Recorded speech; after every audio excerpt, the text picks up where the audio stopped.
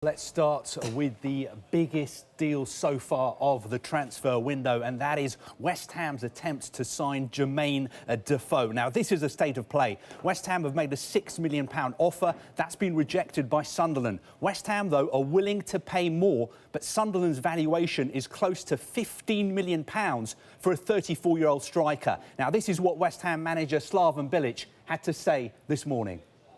He does the things that are the most important in a football game, and that's goals. You know, and he's scoring them. He scored them last year, and in every game, it's not only scoring goals. He's got chances. He's in chances, and the most of the chances he's converting them into goals. So he's an excellent player, of course. Now, Defoe is not the only striker West Ham have made a bid for this week. They're also interested in signing Scott Hogan from Brentford. We believe they've made a bid of £10 million, but that has been turned down as well. Hogan valued it up to £15 million by Brentford. Now, Reading, Norwich, Aston Villa and Watford are also interested. Hogan wants Premier League football. This, again, is what Slaven Bilic had to say this morning. Scott is a good player. I watched him a few times. He's scoring goals. He's very sharp, very quick, really good finisher. He does it in the Championship. He's very young and a really good prospect and a good player now. It all seems to be about West Ham United this morning. Another player they're interested in signing is Glenn Johnson. Now, West Ham want cover at right back, but Stoke don't want to sell, even though Johnson has just 6 months left on his contract. Stoke say they have an option to extend his deal. Now, of course, Johnson started his career at West Ham 15 years ago.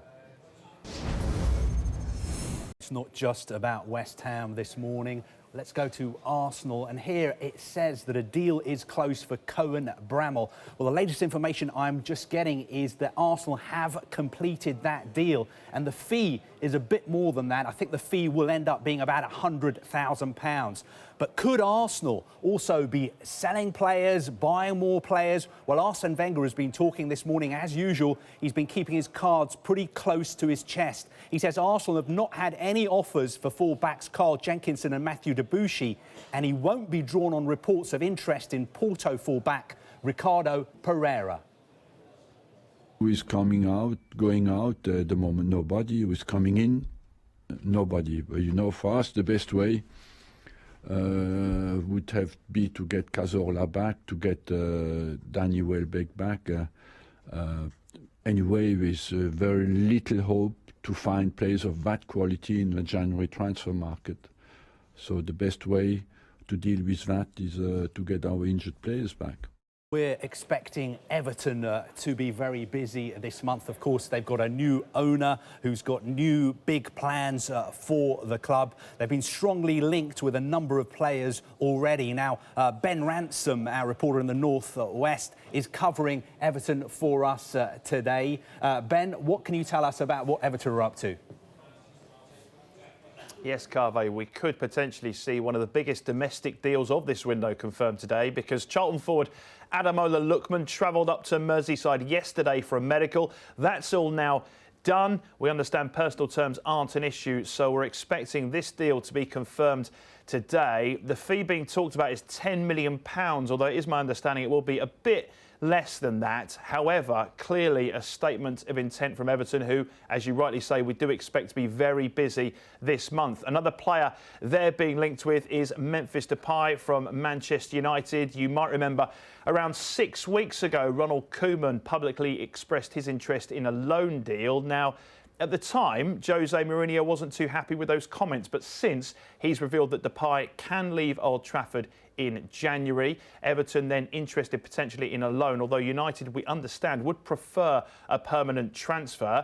Given all that, reports this morning in France suggest that Nice are also perhaps tracking Depay, and they are looking to make a loan deal with the option to buy in the summer. So watch this space on him.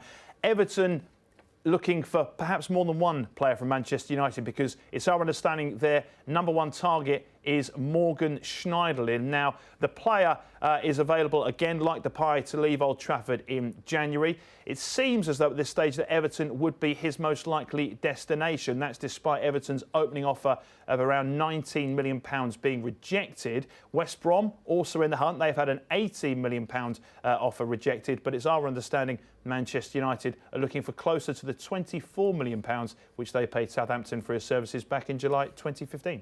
Now here is a blast from the past. Ravel Morrison is training with Wigan Athletic as he considers his future. The former Manchester United and West Ham midfielder is looking for a new club after failing to make a single appearance for Lazio this season. Lazio have told him he can leave. Wigan manager Warren Joyce used to coach Morrison at Manchester United.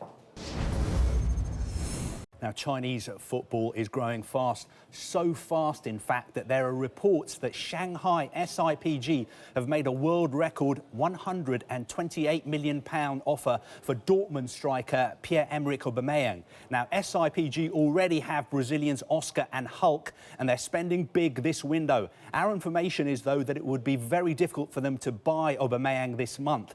Dortmund have denied that a bid has been made. They say they won't comment on hypothetical matters. Now, staying in China, another player Chinese clubs are trying to sign is Carlos Bacca, the AC Milan striker. But it doesn't look like he's going to be seduced by Chinese money. Shanghai Shenhua, Guangzhou Evergrande and Tianjin Quanjian are offering him £170,000 a week. His agent says Bacca is happy in Milan. Apparently, money isn't everything.